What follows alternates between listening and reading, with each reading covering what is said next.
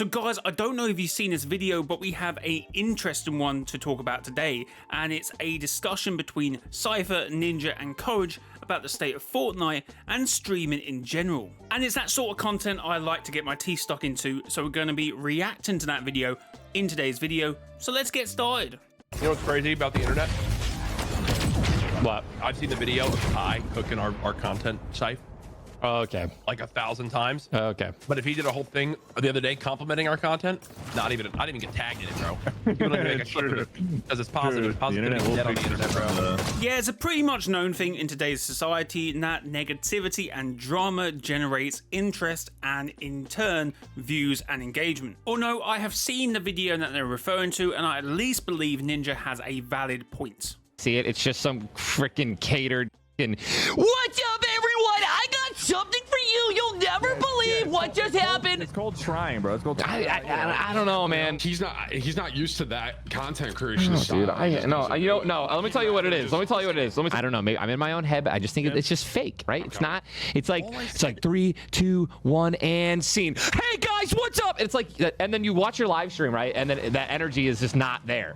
I mean, later on in the video, they do discuss these points that Ninja actually brought up in that video. Ninja hasn't changed much in the 7 years he's been creating Fortnite content. He's very much like whatever he records on stream is his content on YouTube, which is very different for the other two in this conversation. Or if it is recorded on stream, it's very much scripted. But I do want to add that confrontational content or content that is going against someone's point isn't inherently bad.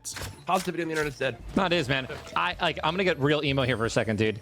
Like the golden age of streaming, people are gonna be like, "Unk status." It's gone. It's gone.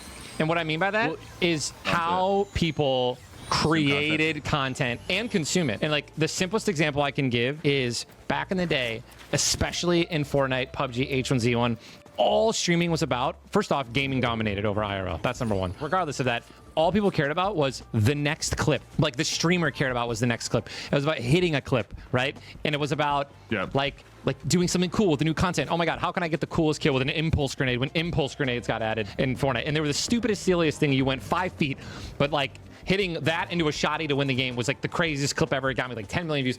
Like it was in H1Z1, it was, you know, PUBG hitting a snipe 250, 400 meters across the map. And now what Ninja puts on the table here is a rather difficult point to try and come to a balanced conclusion, because there is nothing wrong with where content has gone. Back in the day, you could record for 30 minutes and whack up a video and it will get tens of millions of views. That's great, that's fantastic, and that happens. Of course, it wasn't that easy, but definitely in today's landscape, the audiences want more. Is that wrong? I guess you could argue it takes heart out the content. If you want every single bit of it to be perfect, it might end up being the opposite. We are talking about long form videos here, and I feel like more people want something well produced and well thought out. I don't feel like that's a problem. Now, what he's probably talking about here is probably like shorts and slop and that sort of content, which I can see. The over editing, the Mr. Beastification of YouTube and content. But yes, Ninja has a point in terms of how content is consumed and created. But unfortunately, these two will coexist. Some crazy car glitch and people would upload it and it would get thousands, like, you know, hundreds of thousands of likes and retweets. Like, that's what streaming was, and everyone loved each other's content and shared each other's content, and even like people who were playing the game that were like, I feel like that still happens, but I get what he's saying. It's much more okay, so Ninja and them guys were the first ones in the door, so it was much more of an exclusive club. It felt a lot more tighter. Now it's spread it out and there's thousands, hundreds of thousands of more content creators, and I feel like he's lost that sort of personal touch to content. Not just his content, but watching other people's content. Was it Ninja a few months ago said he doesn't feel the same now, not playing games with his friends? I feel like what he just said here is kind of an extension of that issue, but I can't remember if it was Ninja or not, so my bad if it wasn't, but I feel like it was someone in that friends group. He was like, no one wants to get on anymore and just game. We're all living different lives now, kids and stuff. Also, Ninja makes a point of saying that gaming was over IRL. But I assure you, people today will be speaking in a few years' time saying in real life content was the golden age of streaming. Stream snipers existed, but even streamers like people wanted to get clips, not get clips on streamers, and that has taken over, rage baiting has taken over, and clickbaiting has taken over. And oh my god, the rage bait has got terrible. Definitely with the FaZe clan and them guys. There's not a day that goes past that I don't see something where I'm just like, oh my god, how are people believing this? How are people wanting to watch this stuff and falling for the rage bait? Now, it's kind of right thinking back. Clip channels used to just have Fortnite clips of something crazy happening, but now the clips are mostly on streamers and dramas. Since streaming now is so connected with social media, so like all the algorithms of TikTok, Instagram, and Twitter, like that's where a lot of clips get shared and you know, go viral. And because algorithms are so focused on emotional reactions, and most of the emotional reactions that are the strongest are negative emotional reactions, it becomes a situation where the most viewed clips or interactions that are like streamer focused are also negative focused, whether it's drama or rage baiting or like you said, clickbaiting. It's all about farming a negative emotion so that it goes viral on social media. So it completely changed, and it's not even anyone's fault. Like, it's not like a streamer's fault. It's more like the people who control the algorithms of social media have kind of dictated what gets shared and what becomes popular. I would have to half agree with that. I feel like if you're going to say this is a problem, but you're also leaning into the problem in order to get views, you've only got yourself to blame. Which, okay, with the likes of these three in this conversation, Ninja, Courage, Cypher, it's not predominantly what they do, but they lean on it definitely, in my opinion. I found myself watching a CourageJD react video. I know, painful, but it was like YouTube short, so I thought I might come up in it. So I thought I'd give the video a watch, you never know. And CourageJD likes to play on perceived jokes about him.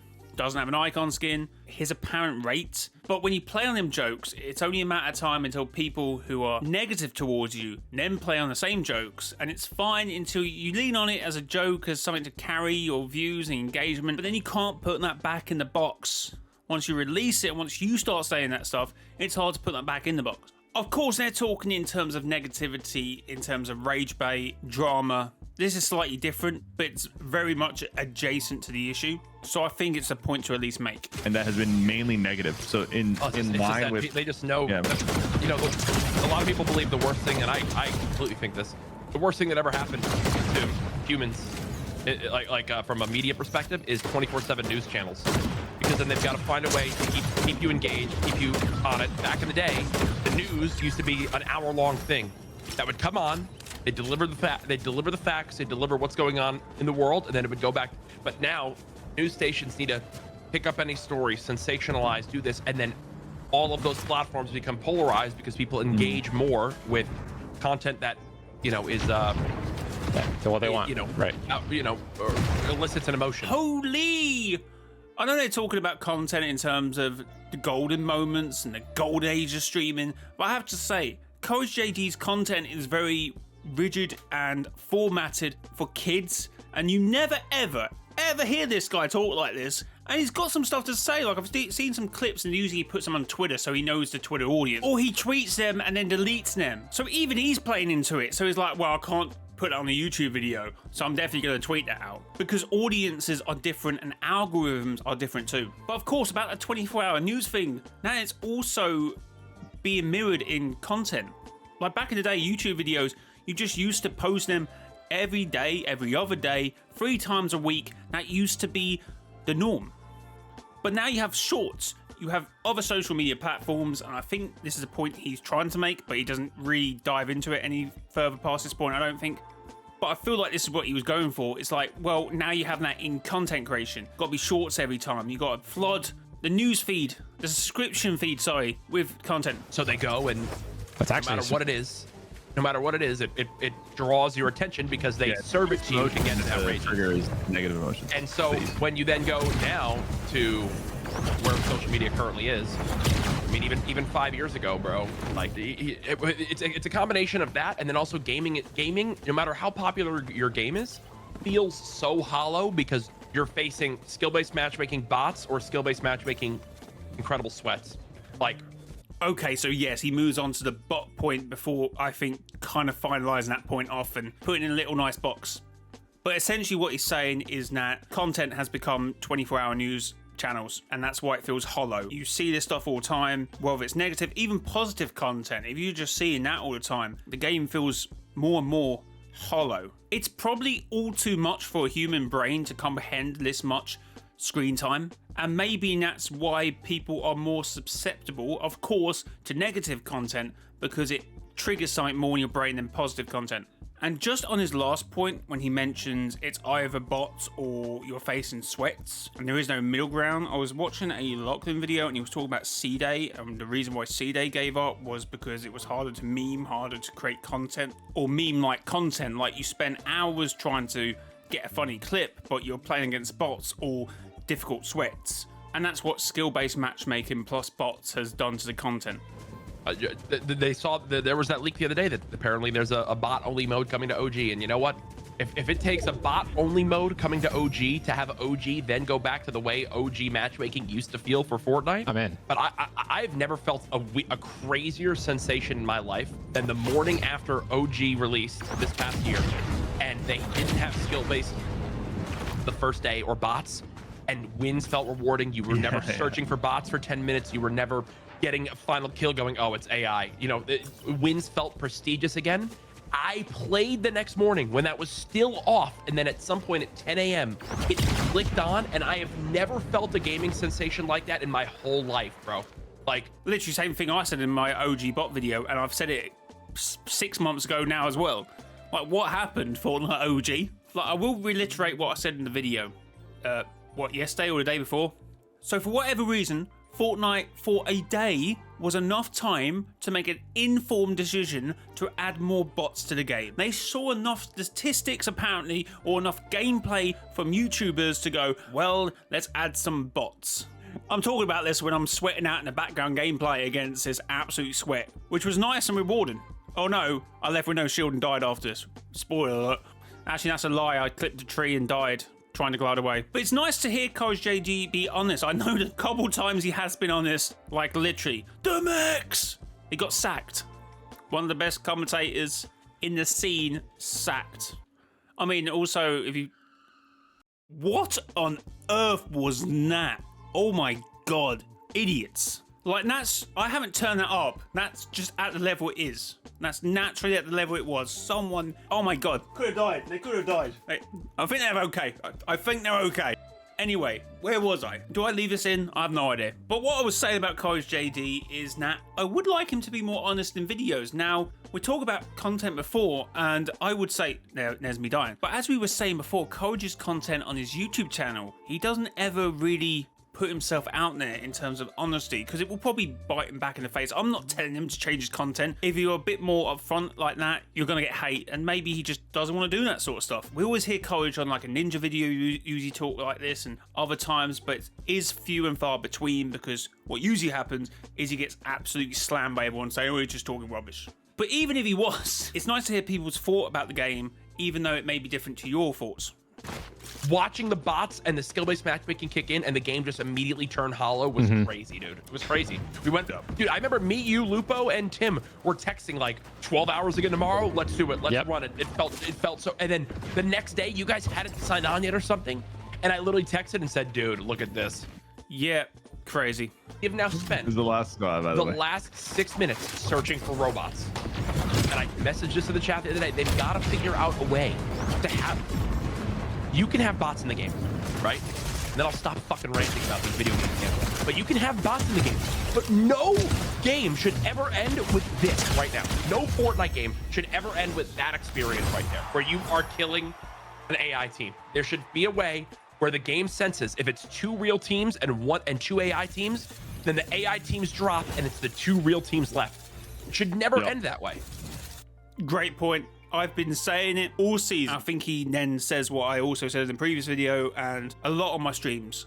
I believe Fortnite should just give us a bot mode and a mode with just players. And if it decides to split the player base and the bot mode just literally engulfs the actual mode with actual players, then, well, I'm wrong and we can just quit the game. Yeah, no, Sypher, I think you're just spot on, man. Like, yeah, a negative emotion is always going to, people are going to like connect with that more than a positive one, which is why, like, I mean, yeah, it's drama. Drama's always been polarizing, right? Like one of the things. It's why your clip like talking about our content in a negative way was like shared a bajillion times, and and then people feed on that, and then people feed on that. You know, it goes. Yeah. Again, I would disagree because I've technically made a point that's saying I like Courage being this open about the game, but you don't hear that on his channels because he's working to the algorithm, which he complained about, the algorithm and this and that, and it's just like, you can be negative if it's constructive. Hi guys, it's me, Mr. JY, and today we're gonna meet Mortal Snow. We're gonna take him to the Lego world, and we're going to destroy his property. It's the chapter 5 video, when they're talking around the airport, POI, which I don't think had a name, and it went, how can I remember this? Because I made a video on it, I can remember the clip. We're talking about the same one. Like, Ninja had a point. I know other people wouldn't jump onto it and be more negative, but that's similar with inside jokes. If you're doing inside jokes, people are going to jump onto that. Or no, Courage does attack at this point. People say I'm now cringe. Bro, I used to commentate bots in Call of Duty and fly out of my seat when a bot would get a 2-piece. And I wore a bright orange jacket and screamed and squealed and did everything I do now. And it's what built my audience. And it's like, dude, it's insane to think about how, yeah, it's like you just might have grown out of it. Doesn't mean everyone grows out of it. Just for you yourself, it might not be for you anymore. For a lot of people, we're a beacon of positivity. Yeah, I get it.